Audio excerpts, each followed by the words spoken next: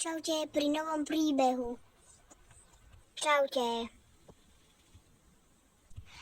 Hreje nám tu slniečko, som tak rád. Tuto pod trampolínou. Je tu dobré. Rozhodla som sa, že si idem objednať nejaké šlapky, lebo keď stúpam s mojimi labkami na trávu, tak ma už pália ma už labky. Musím si ísť objednať šlapky. Teo, ideš si sa mňa objednať šlapky? Vieš čo, možno, že aj áno, ale zle sa mi bude určite behať. Na čo nám to je, keď sme psi? Lebo mňa potom pália, nohy. No, tak možno aj ja si nejaké objednám, uvidím.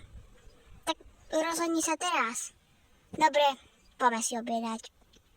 No Lea, tu máš mobil, naťukaj to. Dobre. Výborne, objednávka sa o chvíľku doručí.